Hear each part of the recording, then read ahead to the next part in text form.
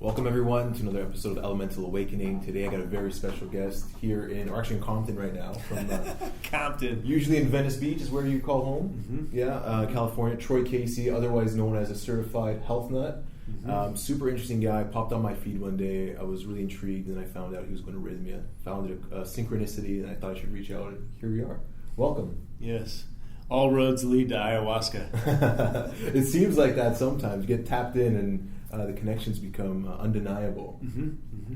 So I guess today just basically I want you guys to get to know a little bit about Troy. I think what he's doing is amazing.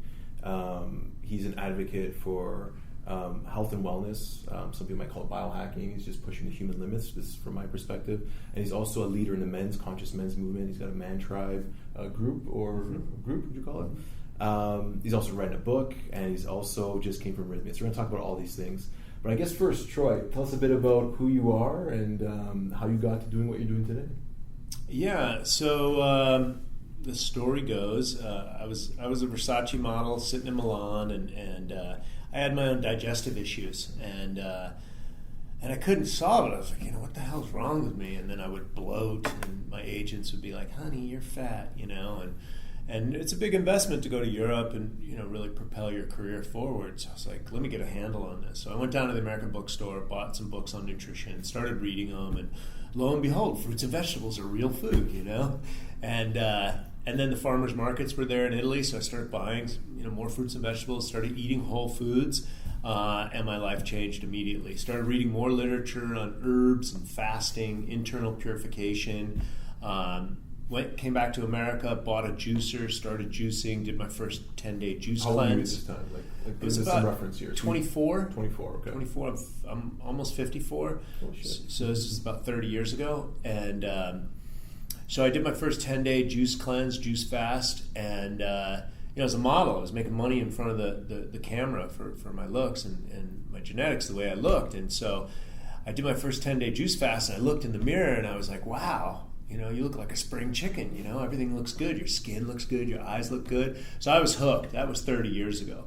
So through that 30 years, I had a very successful phase modeling, and I got really into partying and doing a lot of drugs and alcohol. And then I moved to LA and to start an acting career, and I knew I couldn't do that as a party animal, so I had to sober up. It took me quite a few years to sober up. And I found Vipassana meditation with S.N. Goenka. And I sat, my first course, and that was a miracle, and so much stuff came off of me. And sure, if you can share one of the experiences in there that really was impactful. Yeah, you go through so much arduous physical pain. Like it felt like my femur was ready to dislodge from my hip. So for those of you who don't know, Vipassana is a 10-day silent retreat meditation. Yes, 10-12 hours of sitting a day. A day, okay, yeah. So, just that physical feeling of this emotional trauma or whatever was stored inside of my vessel, on like day 8 or 9, it was like, boop, my whole shoulder would free up. And I'd be like, what was that? My leg that felt like it was going to fall off, boom, that freed up. And when I came out, I was so happy, and I was so light. I felt like truckloads of stuff, came off of me. So I meditated a couple hours a day for about 6 years. Did you do any meditation before that, before the Vipassana, or was it you just went like cold turkey into like the most intense meditation you can do? Was it like, what led you to Vipassana? Was it trying to get sober and clear for your career? Trying to get sober, hearing that meditation works, trying other things like AA, and that really didn't work for me. But I always remembered step 11, which is sought through prayer and meditation. I found whatever the step 11 is. But I noticed the guys that talked about step 11, they had a je ne sais quoi, they had a certain energy about them. And so when I finally threw in the towel and said, that's it, I'm going to get this piece clear, I started meditating, and I didn't know what I was doing. I would just sit down, maybe I'd do Om for an hour or something like that. I really wanted to get this piece down, and I started sharing, hey, I'm meditating now. And some guy was like, hey, I sat this meditation retreat. And I was like, I heard about these. You got any information on it? This is before the internet. So he got the information for me. I read the literature. I was crying. And so I filled out the application. Within 2 weeks, I sat my first course. So that was January when I kind of made the New Year's resolution, never again. And then I sat my first Vipassana course in April. So about 4 months of my own experimentation on meditation. And then, of course, you get a very comprehensive tutelage doing 10 days. I've been trying to get in Toronto. They have a center just not far from where I live, but it's just super hard to get into. I've applied 3 times this year, and so far I've been on the waiting list every time. So my friends like just show up; they won't turn people away. Well, that's the thing. I learned that years ago, that even if the waiting list is extensive, because I'd go there on Christmas when everybody has time off and everybody can. So the most packed time of the year, and every single time, people that just showed up got in. So yeah, if you're on the wait list, just show up, because what happens is if it's not right for you, you'll get a flat tire, your car will break down, and you won't end up there. Right? If your mindset's not in the right place, because it's very arduous to go through physically and mentally. I was trying to believe in that. It's funny. I got a flat tire the other day on my way to the airport to come here, and I'm like, all right, I'm not supposed to be there. I'm not supposed to be there. Got out, flipped it, tire, changed it, no problem. Got on the plane. Ended up working perfectly because I got on the plane perfectly on time, and it just worked out. But lesson in surrender. But it's just surrender. It's like, deal with the problem. If I'm not supposed to be there, then maybe I missed a plane crash, or maybe I missed a crash when I got there, or maybe something worse is going to happen. Right? That's right. Open to all possibilities. Okay, so then what happens next for Troy? So you're still modeling at this time. You do the meditation, having some big shifts. Had some big shifts. I had pretty much stopped modeling professionally, traveling, etc. at that time, and I was spending more time I was acting in LA. And so over the course of 1999 to 2005, I sat 11 Vipassana courses. And that really helped change my life. And now this whole research on neuroplasticity is showing up, and meditation is just, it's rewiring your brain. And I grew up, I was on my own since I was 14. My dad grew up in orphanages, and that type of trauma transfers. And so there was plenty of, ass whoopings and, shit that I had to deal with stored in my tissues and my consciousness that I was able to process through that. Concurrently, at about the same time, 1999, I started studying with Maori healers from New Zealand, these very powerful body workers, and they go into nerve centers of the body. They're 300-pound people, but they'll step on you. They'll step on your skull. They'll go into your stomach. So it's like a pressure point system, or it's like an energetic, both? Myofascial release, energetic, 10 sessions of Rolfing in one session, like really shamanic, powerful stuff. Sounds interesting. And I witnessed many miracles and exorcisms up there, and so I've been hooked, and I've been helping them and working with them for the last 22 years, studying with them. Whenever they're in Los Angeles, I either help promote, or I'll park cars, or I'll do whatever just to really be around that energy. And I've witnessed so many miracles and exorcisms. Give me an example of a miracle that you saw. I know people are questioning, like, miracles, someone walk on water. It's a term that I understand because I've seen them myself. But give me an example of what you'd consider like a miracle in one of those situations. Yeah, so that's a great question, and please, test me on my stuff all the time, because I do speak in hyperbole sometimes. So yes, miracle. So you got Paul Farah and Melissa Oliver. They're the real estate moguls up in Topanga Canyon, and they wanted to have kids, and they couldn't have kids. They spent 8 years on drugs and fertility doctors, and to no avail. And they started working with the Maoris. I mean, they got 2 kids now. They've been hosting the Maoris for most of the years I worked with them. But they've got 2 kids. The kids are like 18 now. But they spent 8 years and hundreds of thousands of dollars trying to get pregnant. And I've heard many of those stories. I've heard many of those stories. I've seen, cancer patients, AIDS patients.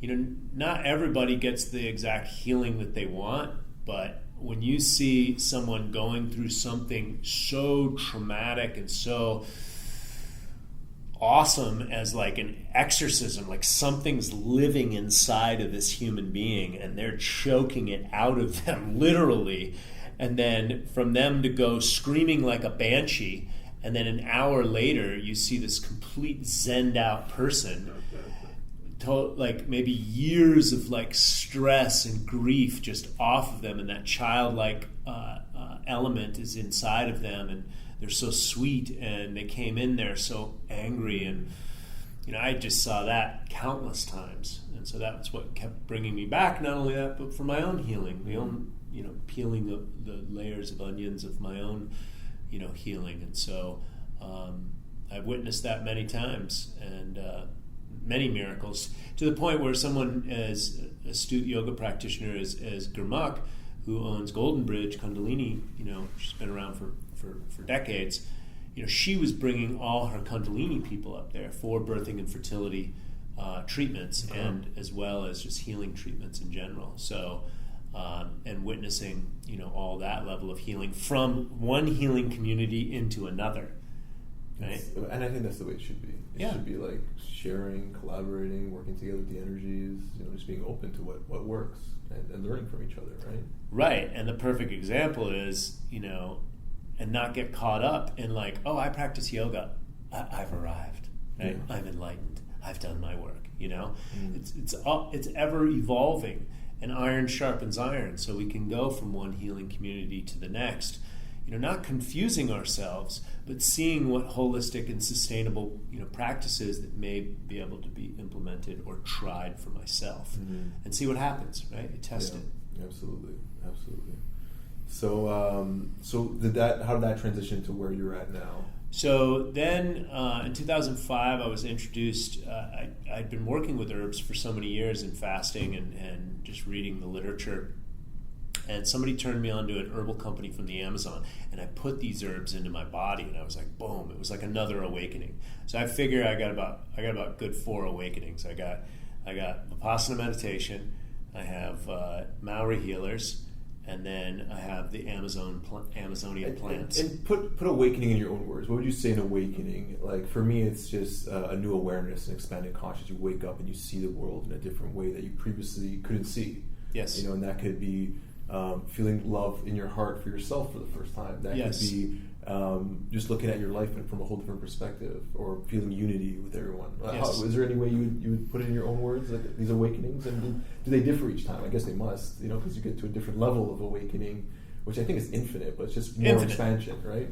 Yeah, so, let's just use the first example. We're trained, basically, domesticated automatons, right? So you go to high school and sit down and shut up, and you'll get a good job or good grades, and then you can get into a good school, which will get you a good job and all this stuff. So I graduated from high school, and then I'm like, okay, what do I do? All right, let's go into science and math, because that makes more money, right? Not that I love it, but let me go in that direction. So then I start studying that, and there was a lot more math than I had prepared for in high school, so I was on the fast track to going nowhere. I was basically 3.5 years in community college. So I'm still chasing that money. This is what I need to do to make the money. And then I got into modeling. Oh, modeling is going to be money, or easy money, or money, period. And, let me go chase that for a while. And then I started to wake up that, I'm not just a money-making machine. There's something else. There's my spiritual life. So that was the first awakening. And I think a lot of my drinking and partying really just came down to self-medicating myself for working in an industry that was soulless, right? And I didn't know why, but I was chasing the money, and then I was just like, I hate this industry. This industry's like stupid. There's so many misfits in it, and I'm a misfit too. I'm like, but this is just cuckoo, and so I woke up to that I wanted to live my life at different level. That was the awakening. I started meditating. I read Frederick Pearl's Gestalt Therapy verbatim, which was recorded at Esalen, which I highly recommend. It's out of print right now, but it really just comes down to, most people are just bullshitting themselves. He used to call it elephant shit. And so I'm just like, on what level am I just bullshitting myself? And I was just like, I hate this industry that I'm in. And I think so many people feel that in their lives. They're just going through the motions. They have this feeling of like, what am I doing? I don't know what I'm doing, but I know that I don't like what I'm doing. Right. But I don't know what else to do. Right. So it's like, just keep that train going another day.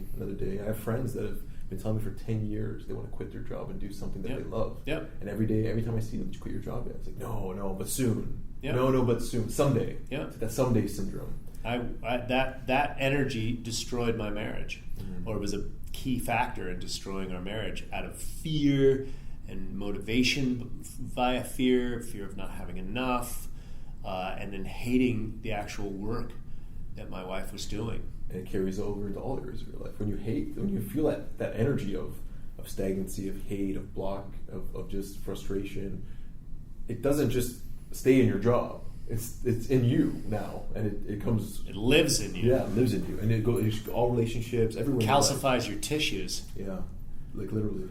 literally. So we're getting to your third awakening. So you were saying that was your definition of awakening, was just opening up and seeing the world, seeing yourself that you didn't want to.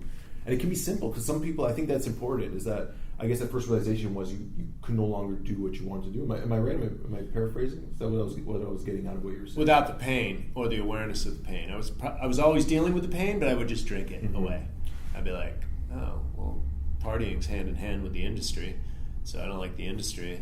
I don't know how to vocalize that. Let me just go out and get wasted. Yeah, so exactly. So what I'm trying to say to, if you're listening, is that an awakening doesn't mean you become a lama on a mountain. It can be as simple as something that's in your awareness that shifts your life. That realization that, okay, I can actually choose not to do this anymore.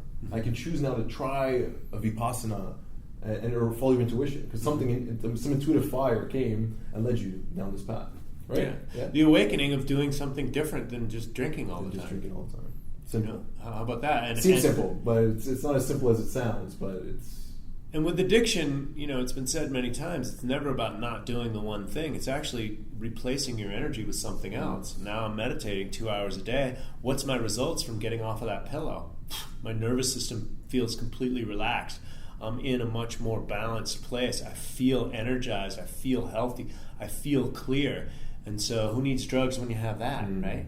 Exactly. So we're at the you took the herbs, the Amazon herbs. So in 2005, somebody introduced me to an herbal company from the Amazon, and I started putting those herbs into my body. And I was already taking Dr. Schultz herbs, and I knew what high quality herbs were. I knew what strong herbs were, and these things were something completely different. And I was like, holy smokes! And I like to put things into my body consistently, and I also like to megadose to see and feel where my threshold is. So I was putting a lot of these plants into my body, and they woke me up like energetically to a whole different level. And then I started watching the company literature, and I heard about this ayahuasca stuff. And then I was extremely successful in sharing this plant medicine with people. The herbs, uña de gato, dragon's blood, paw de arco, antifungal herbs that clean the blood, herbs that give you a big boner, suma, muipuama, maca. This is my first introduction to maca. And so all these South American plants that really just got me really amped. And not with caffeine style either, just really clean energy. And so I was instantly successful because I just told all my friends, you have to take this. This stuff's amazing. And so I was extremely successful. I won a trip to the Amazon the next year, went down there in 2006, went to Machu Picchu, went and met our indigenous partners. We were working with the Shipipo out of Pucallpa in Peru. Our facility was in Peru. And I asked the owner of the company about drinking ayahuasca, and we were introduced to it just a little bit. But to do a full ceremony, he sent me to his friend's place. And so I ended up going there and staying there for 2 weeks and doing 10 ceremonies. Oh, wow. That's the way to do it. And then flying back to Pucallpa and finding the shaman that the company worked with as well. She had this amazing songbird voice, and I wanted to hear it in ceremony. And, of course, it was totally worth it. And my YouTube channel, all the way back to 2006, 2007, 2008, has plenty of videos and icaros of her singing to me in ceremony and in the Amazon. So really beautiful videos and songs. And the frequency and vibration of the plants, the frequency and vibration of the oxygen and the energy in the Amazon, and then really the ayahuasca just completely just takes down all the veils. Really, I think the main thing about ayahuasca for me was it really opened up the heart. And when you can just sit in the middle of the Amazon and feel the whole world and earth, and at the time Bush was in power and we were bombing the shit out of Iraq, and there was only one plane that flew over from Brazil like once every 2 weeks, and I was like, wow, that sounds like 40,000 feet up there. And I was like, what if they started fucking dropping bombs? I was just like, what are we doing on this planet? What is all this like military weaponry? And I was just like, fuck, man, like what are we doing? Yeah, it's a wake-up call like no other. I was just like, no, come on, guys. Like, yeah, we got to do something different here. So I came out of the jungle completely like tapped in, like fully awakened. Like, oh no, we can do things in a much better way. Love is the answer. Love and gratitude, that's where it's at.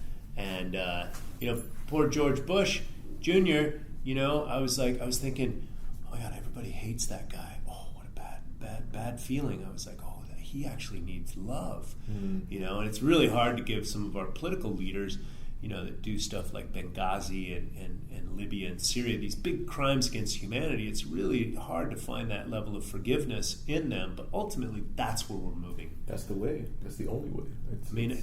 No one's free until we're all free. And we're all in the debt slave system, so we're all in the matrix to one degree or another. So, and no one's free until we're all free. So yeah, you're here. So you do ayahuasca, and I do ayahuasca 10 times. 10 times. 10 times. Then you went to go see the other shaman and did a few more with the lady. 10 times total. That first time in the Amazon, 2006. And so you have this new appreciation for love, and compassion, and forgiveness. And then what did you do with that? Did you just come back and did you change anything again, or? Well, not only that, but I had I moved to LA to start an acting career. And when I moved to LA, you had to beg a USC student to put you in their student film just to get a piece of footage to show a producer or director. A couple of years later, we got all these digital devices. Actually, this wasn't even out at that time, but I had digital footage. And so I came out of the jungle with these visions, and I had 3 very powerful visions. And one of it was an amalgamation of my on-camera career, my natural medicine studies, and I was doing stand-up at the time. So Certified Health Nut was born. That's been unfolding ever since. The spirit of my daughter came to me. I was not married. I was not in a relationship. And since then, I've created a family and brought my daughter back down. And it's very, very clear and evident, all those visions. I'm more... visions come in the forms of knowings with me. Not so much visual visions, but really just knowings, clarity. And then the final one was that humanity makes it from the precipice of ecological disaster that we find ourselves. And so, and those visions have been unfolding ever since. So I had these visions, and then I come out of the jungle, and YouTube was a brand new reality. I knew nothing about it, and I was like, I could take my video and put it on so the world could see it. I was like, wow, all right, let me see what happens. And then I just started doing more of that, and then I went back to the Amazon, filmed that, and then I had a platform to distribute it. And so that's how my social media career started. So I like to, in Hollywood, now when I go to business meetings, TV meetings, etc., people introduce me. Sometimes they introduce me as an actor, a comedian. And I said, ultimately, I was an actor, but now I just took it to the small screen, and I'm crushing the small screen. And big-time producers, they get it because they denied it for years, but the digital technology is just taking over. Yeah, it's the way of the future. It's slowly just going to keep taking over. We're moving to the age of authenticity. So what are you doing with that now? Because I know what you're doing with that now. I see some of the things that you do. We want to talk a bit more about what you do now. What's your day-to-day? You're sharing a lot of information. I see you doing some men's work, men's groups. Tell us a bit about what you're doing. So I help men get really clear on their purpose, their dream, and their legacy. And so if that's true, then how clear am I on it? So my working purpose, dream, and legacy, or my working I am statements is: I am a humble, kind, and gentle man, and please pick me up if I fall. My mission is to raise human consciousness and change all systems. My vision is clean air, water, soil, and equitable systems for all of mankind in my lifetime. I love it. Yes, who wouldn't? I love it. Yeah, it's clear, and it's. I think the last one's a bit of a stretch in your lifetime. Yeah, but, we got to stretch. Yeah, we got to go for it, right? Using the laws of biomimicry and bioremediation, we can intelligence and ingenuity. And I tell everyone this that are pessimists, that they say want to run away train. It's never going to catch up. But I said technology is evolving faster than anything. It's exponential. Mm-hmm. So as soon as we just put the technology towards the right problems and the right minds towards the right problems, we can solve anything. Mm-hmm. We can solve, like, the money we spend on war. Like, this is like a very cliche statement, but if you just took that money and spend it on anything else that would have a positive, you would change the world in a day. Totally. In a day. We can reverse, basically the world's been infected with a brain virus via PR, public relations, and media, right? Pay-per-play, news media, television advertisements. This is all programming human beings against their innate intelligence. Mm-hmm. Poisoning themselves, slathering on makeup that's not good for them, clothing, industrial waste, and justifying it with research bias or, scientism. Basically you can prove anything through skewing data, and so that's the world that we live in right now. It's all scientifically validated, right? And no one wants to fund studies that are not profitable. I think that's the biggest thing. Like working with Wim Hof. In the early days, he's been lucky. He's been able to get some funding for some of the studies, but the big thing was, like, who wants to pay for breathing and cold and things that really work very well? But who's going to fund those studies to prove it? Mm-hmm. And it's like, we don't have to fucking prove nothing. This is how we prove it. That's right. This is how we prove it. And that's my methodology completely. And I'm here to rub that shit in everybody's face. Yeah. So you got inspired to write a book, you got asked to write a book. How'd the book come to be? Was it something that you've been thinking about for a while? So #RippedAt50, A Journey to Self-Love, was designed because I was turning 50. And Certified Health Nut, I put my comedy moniker in there. I'm a nut, right? And it's the old, it's the health nut from the 60s. I just certified them, right? So what's my certification? Well, I believe that this is the temple of God, this is the body temple, or my own personal scientific laboratory. And so if I'm healthy, then I'm going to have some degree of healthy to what the norm is. Luckily, I'm nowhere near the norm, but the norm is 70% obesity. And so when I take off my clothes and I get naked in front of the mirror, both literally and figuratively, who am I? I'm happy being me. I look, good. I am strong. I am clear. And so this is the testament. This is my scientific proof of foundation principles, fundamental principles: hydration, sleep, movement, thoughts, breathing, so relationships, nature. All this stuff. When you apply these fundamental principles, this is the result. So can you break those down a bit more for us? Like what's a week look like in your life? Are you working out 7 hours a day? Are you fasting a lot? 'Cause I know you do. I read some of your posts when I catch them. A lot of fasting, not too much working out, but you do hit the gym. You tell me what's your motto, like your weekly? The body's designed to move, mm-hmm. So my body moves. I'll hit the gym and the weights maybe 20 to 30 minutes a few times a week. If that's a good week, if I have the time and energy and the good recovery, then maybe 5 times a week.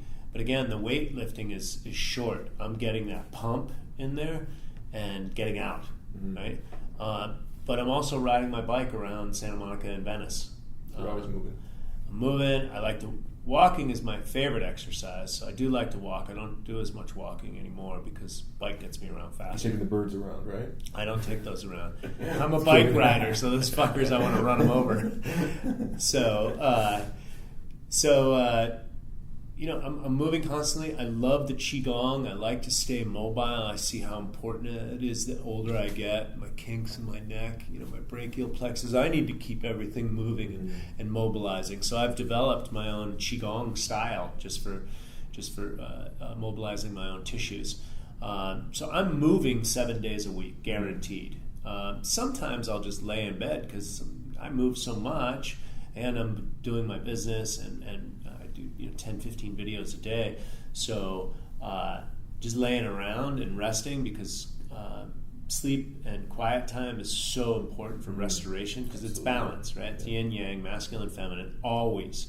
So you're always balancing out. And how many hours you go for a night for sleep? I'm a 9-hour guy.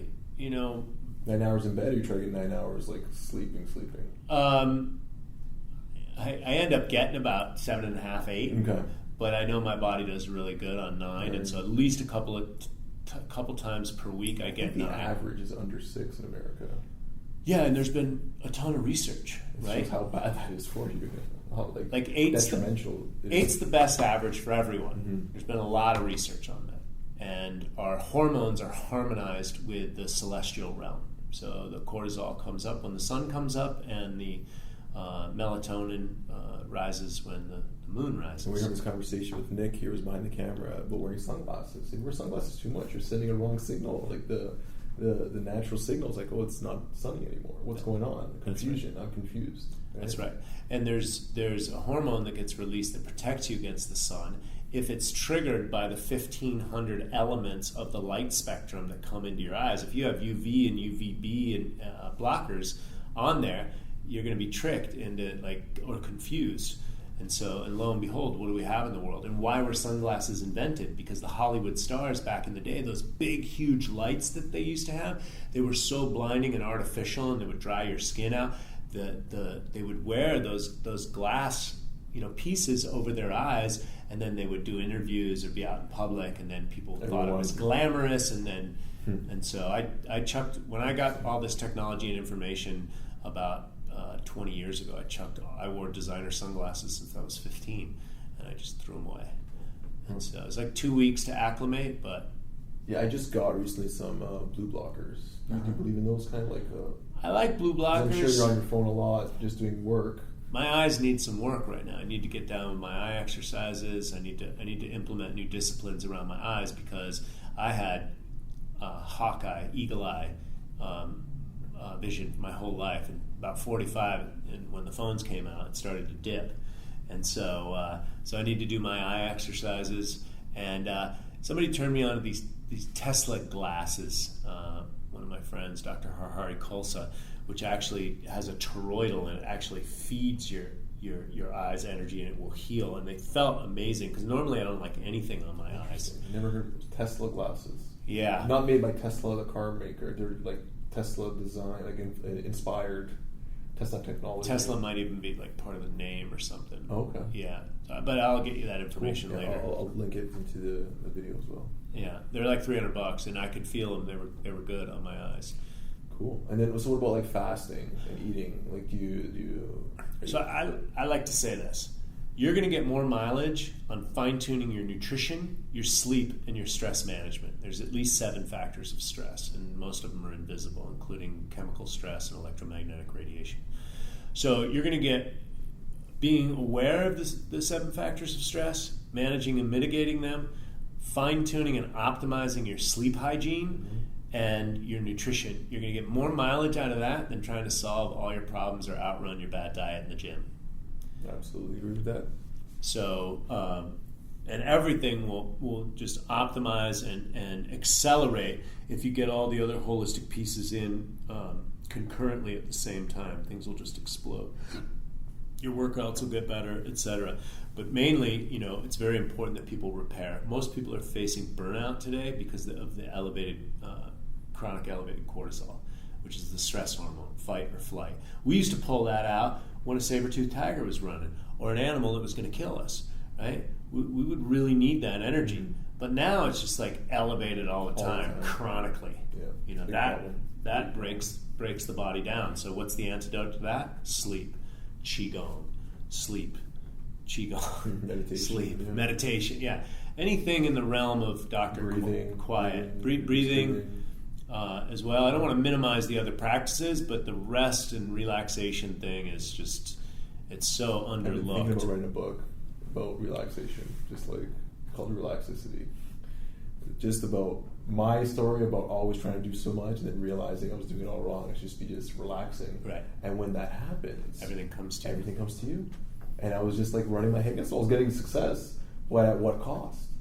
Yeah. You know, and it was, I had to redefine my own success also in the process. But I was doing all these things I was told. I was working so hard, and then I was just not feeling good. And then when I just relaxed and got clear on what I wanted, and just set the intention to move towards that, it actually moved towards me. Mm-hmm. You know, calming my breath down, calming my mind down. You know, so yeah, right on the same page. So sorry, we sidetracked a bit there. You're talking about your book. You're talking about some of the things that are in your book and the intention behind it. So 4 years ago, you talked about the book idea was spawned, and now I was turning 50. Yeah, and you want to share all these tips about maintaining. Been on the internet for maybe 10 or so years, and people are like, "Hey, you got any scientific proof for that? Oh, bullshit! You're just a nut," and blah blah blah. And, you know, because I drink my urine, I drink ayahuasca, and people are like, "Oh, that shit doesn't fucking work. It's stupid." You know, okay, all right, that's fine. So I challenged myself. I'll ask you a question about that in a minute. Yeah, keep going. I did a 17-day juice fast, preparing my vessel for deeper spiritual work with ayahuasca in 2007, and I lost too much muscle, and it was right before my first child came. And if anybody knows about becoming a new parent, it's exhausting. I got two. So I didn't get to build that muscle back, and then 10 years later, I was like, all right, I'm going to be 50. Ripped at 50. I was looking at, how's the internet working? Oh, six-pack abs is such an alluring thing because everyone wants to get laid at the biochemical level, right? That's a biochemical nature's first law element, right? Everybody wants to get laid. Six-pack abs represents a fit body, and having a family or sex, that represents love. It represents so many different things. So I'm trying to dismantle human consciousness in my mind because I'm really trying to solve all our problems, right? So I'm like, six-pack abs is dominating YouTube. Mike Chang, why is that? Okay, all right, I like that. Okay, ripped at 50. Ooh, it's got a nice ring. Studied enough marketing, right? Ripped at 50. I like that. Oh, and then nobody else is doing ripped at 50, right? And I was a model. I can use my aesthetic. I've preserved it enough with fasting. Well, half the time I see you on your videos, you're topless, and I think it really catches people's attention because you have a really great physique for someone your age. I had no idea how old you are because I can see beyond the gray. I see very clear skin and clear eyes. So you look young, and grays, they come at any age. Some people turn gray at 20. So I had no idea you were 54. If you told me you were 44, I would have totally not even questioned it. But anyway, so you're doing the marketing, you're finding out all this stuff, and you decide that. And a lot of these things are just, I consider myself an artist, so I think a lot of them are just half-baked, artistic ideas, oh yeah, I'd like to do that, and you fantasize in your mind, oh yeah, that'd be cool. But this one kept building, and I kept using the hashtag in some of my posts, and then I was like, all right, this year I'm going to do On the Road to Yoked, hashtag, and I'm just going to challenge myself, and then I'm going to put my accountability on the internet so people can see it, and then I got consistent. I was like, cut the shit, go to the gym every morning, move your body, get your serotonin and dopamine. Because after the kids came, and then financial difficulties and fear and worries, I don't know if you're still married, but all this shit fucking comes in, man. You got to dance with it. And I was just like, fucking, and that's where you can become a couch potato and get a beer belly even if you're not drinking beer and all that shit. And I was just like, that's not going to be me. So I'm just going to cut the shit, get back into the gym, get active, stack muscle, see where it takes me. And of course, stacking muscle gives you strength, which gives you confidence, which builds character. And I was like, fuck yeah, at 50, I was like, whoa, yeah. And so the muscles started coming on, I started looking better, the social media starts blowing up, and I was like, oh, okay, I'm on to something. And then I started to go through my divorce. I also had black mold exposure, so I suffered from autoimmune. And then I had to heal myself from that. And so I'm navigating all this fucking stuff. And then I worked with my alchemy teacher, who's one of my writing coaches, and he helped me put the book in the theme of a journey to self-love. So it's all the ups and downs of just, because somebody that looks at my aesthetics and sees ripped at 50 and they're like, fuck, I'll never be like that guy. And the book is designed to say, this is what's possible, and here's my fucking journey that's exactly like your fucking journey. Absolutely. Right? Divorce, major injury, exhaustion, upsets in business, curveballs. I mean, there's a lot of really good shit in that book. I'm looking forward to reading it. Yeah, I'm looking forward to reading it. And it starts out with Tupac Shakur and Donatella Versace in Milan. The thing's like a fucking moving train. It just so I can't wait for everyone to read it. Awesome. I'm excited. So is there a website for the book, or is it just hashtag ripped at 50? Where can they find the book? TroyCasey.com, CertifiedHealthNut.com. Book's going to be called hashtag ripped at 50. One of my old model buddies shot the cover for me, and he's sponsored by Leica. He shot me on a $48,000 Leica, and let me tell you, the picture's $1 million photo. And so I'm just really excited to get this out to the world, because again, I came out of the Amazon going, hey guys, we're cutting this fucker down. It's the earth, man. Let's do something. And nobody fucking cared. Nobody cared. So I'm like, all right, back to the drawing board. So this is my big swan song. This is my environmental piece. This is everything. This is my attraction piece. And I got 15 more books in me. So this is just, I'm just getting started. All right. I'm a Capricorn, man. I'm just fucking climbing. I get younger the older I get, man. I'm just climbing up that hill, baby. I love it. So I guess the last thing I want to talk to you about is something that I've been exploring more in our community in Toronto, is just creating these men's groups and this mentorship program that you offer with Man Tribe, it's called, right? Yes. Yeah, so tell me about that. Tell me about the scene in California, because I know there's a few different groups that are putting things together. But what's your perspective on the need and why you felt called to sort of create that, and just the whole story behind it? Yeah, well, with me, I think it was a little bit different because I didn't create it, but I had a lot of friends in my life that wanted me to come and teach all my holistic health and nutrition and wisdom and knowledge that I had. At first, I did Breakthrough Camp with my friend Jimmy Franzo. He was the big nightlife promoter in Miami. I did quite a few videos on him. He had a heart transplant at about 50, and went through that, it's like a death experience. And he had 7 near-death experiences as well. And he really wanted to give back. And that was his main, focus.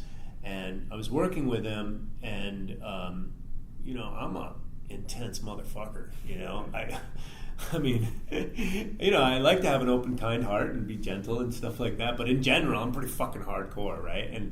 And like, just doing hardcore natural medicine, to me, like, all the crazy shit that I do just seems so fucking normal. So with that group, they didn't want to go so deep. They kind of wanted just a buddy club. And me, I'm like, let's go for the jugular. Where's the fucking shadow? What's making us up as men? And let's put that in the fire and deal with it. Especially when we have a locked up container where it's only men, right? And so if the men are creating drama, let's fucking deal with the drama. But they didn't really want to deal with the drama. They just wanted to surface it a little bit. And so, or at least that's my humble opinion. I love Jimmy Franzo. He's a good dude. So I did Breakthrough Camp for a couple of years. And I've been doing retreats and workshops for many years. And then my friend Alex, who I met at the Conscious Life Expo, he started drinking ayahuasca in Manhattan as a real estate broker, and he was very successful. 27 years old, BMW, hot model chicks, all the money in the world, cocaine, whatever, and he was miserable, right? He was a little pudgy. Heard that story before. A little pudgy, a little overweight, and he started drinking ayahuasca and drank ayahuasca, I think, every weekend for a year straight. Really started to wake up, and there were no support groups for him. There was the ceremonies were one thing, but there was nowhere else to just where men could be, and share what's going on, right? Things come up in ayahuasca. That's right. Men can be men, and without sports or alcohol or any of that type of stuff. Because men will get together, but it's usually around sports and alcohol. Nightclubs, sports, bars. Right. Yeah. So when he moved to California, he wanted to create what was missing for him there and really offer support and brotherhood to men. And he asked me to teach my magic, and I said, as long as you handle the marketing, which I still do plenty of marketing because I'm good at it, but he's doing all the back end and a lot of infrastructure, and he brings some powerful gifts. He married a Brazilian woman, spent a lot of time working with indigenous shaman, and so he brings a lot of magic to it. And then I bring all the mindset, movement, nutrition piece. I make sure that the dream, purpose, and legacy is the biggest part of our work. We offer a roadmap for men to guide them. So, like, my mission and vision is very clear right now. So where there's no vision, the people will perish, I think is biblical. And so we help men clarify that from their heart's desire, because we're like living in a mind prison right now, and it's such a trap. And even the trap of living your dreams or creating your dreams or defining your purpose and legacy, your mind still wants to creep in there. How are you going to monetize that? Huh, fucker? One of the heads is talking. It's like, how are you going to get laid, or how are you going to make money? It's not never, well, it takes time to get into here for most people, right? Most guys. They're led by two different... Correct. But ayahuasca is the great equalizer. So everyone listening, go down and drink some ayahuasca. So Man Trap is created. And how was that received here? Was he right? Was it something that guys were yearning for?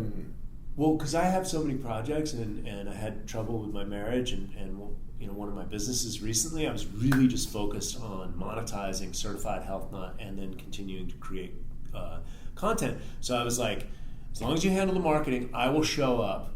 But I need to get paid for my time, because I was giving myself away so much that it was a key ingredient in my divorce, right? All I want to do is fucking help people. Yeah. But we have this whole monetary system, and if you don't obey it, I live in one of the most expensive cities in the world, you're going to be fucking having problems.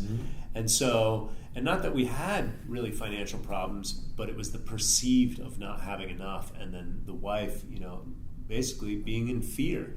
And that's a primal element, because the women are there to protect the children and the family, so it's understandable. But doing the math backwards, I'm like, there is no fucking problem. We live in a vacation destination. We have brand new cars. We eat only organic food. Our kids are in private school. It's like, what the fuck is the problem?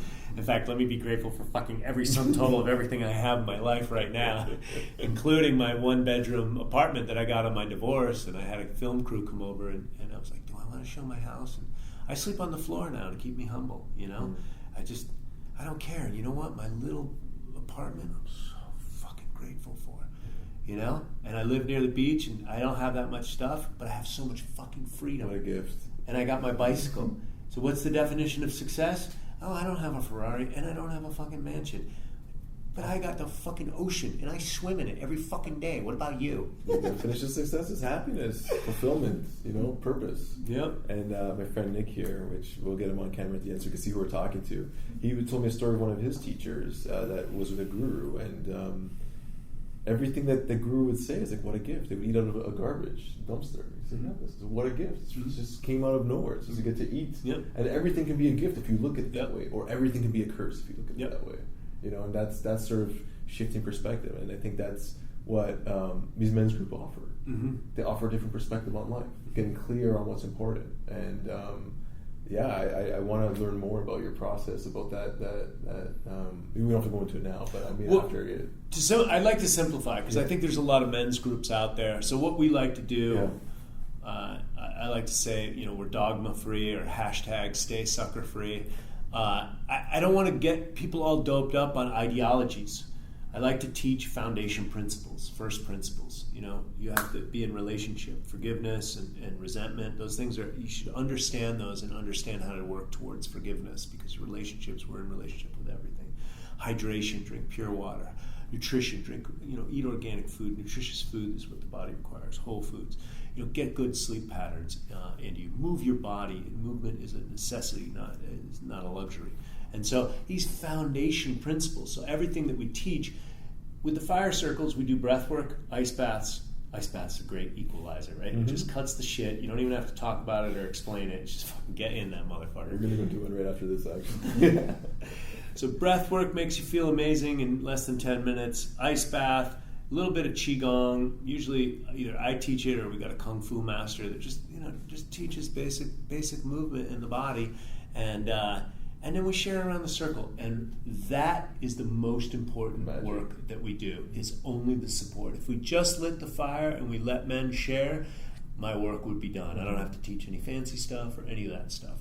And that's what we're finding out. It's the platform for people to let stuff off their chest, so they're not carrying that burden that worked for them in their 20s or their 30s, or hiding it because that, they raped somebody, or they were raped or wronged or whatever. Mm-hmm. Everyone's experienced the trauma.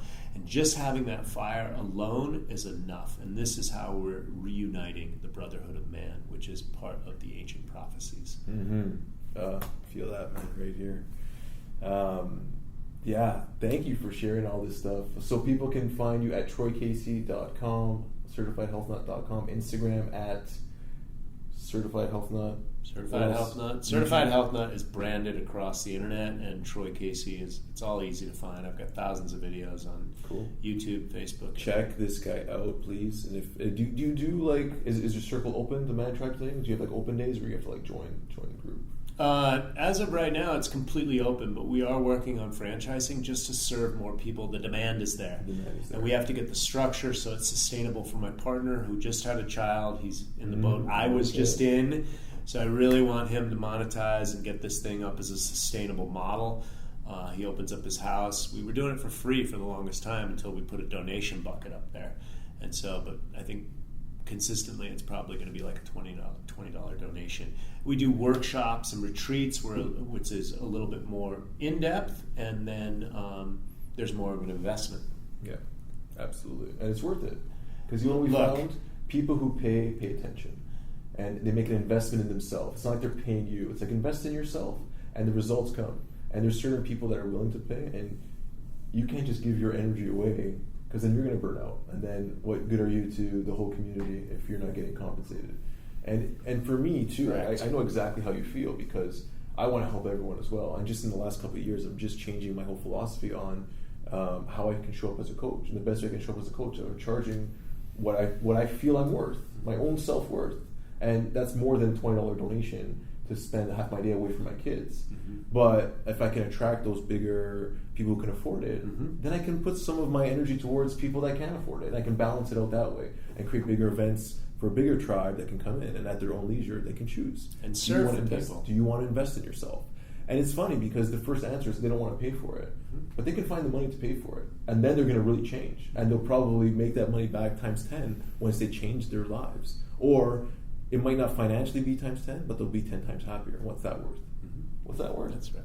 It's not, you can't put money on it. If you've been miserable your whole life doing something, and now you come to one of your groups, you have an awakening, you get clear on your purpose, you start doing some breathing, some movement, and sharing, and next thing you know, you're living life of your dreams. You start attracting partners that actually love you for who you are. That's right. You know, so people just got to start opening their minds. And I think as coaches or as leaders, we also got to start opening our minds to just setting that intention, and the world is ready for it. That's right. The world is ready for it. I see in Toronto, I come down here, I see the same thing down on the total opposite side of the continent, and I think all over the world it's happening. So. Yep. The Great Awakening cannot be stopped. The vision that I saw was clear as day, and I was actually reminded this year. I did some toad medicine, and I saw the vision again clearly. Campbell or 5?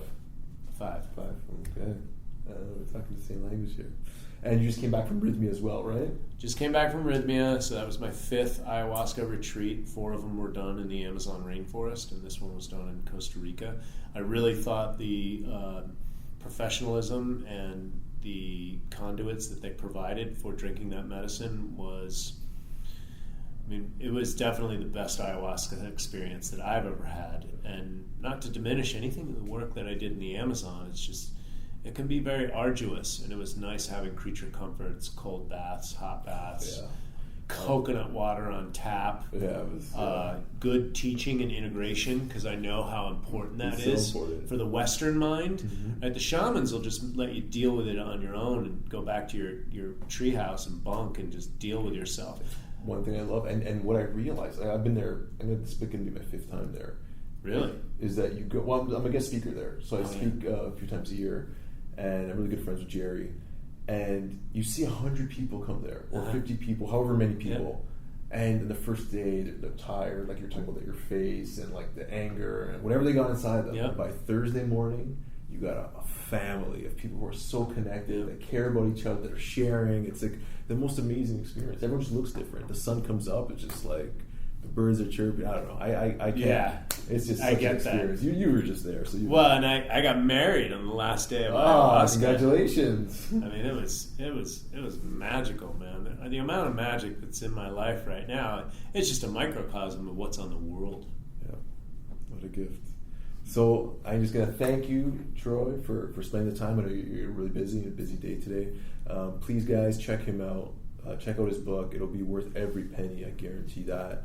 And if you guarantee it. And if you like this show, please like, subscribe, follow, comment, leave a review, whatever you feel like doing. Send me an email, say what's up.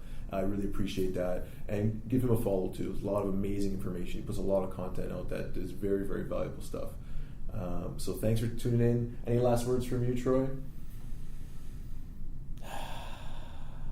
Love yourself, man. Beautiful, simple. And let's just get Nick around here to say hi before we go. We're gonna do a podcast with Nick about his journey in meditation this week at Rhythmia, and we're gonna talk about ayahuasca as well. So thanks for tuning in, guys. We'll see you soon. Love you guys. Peace.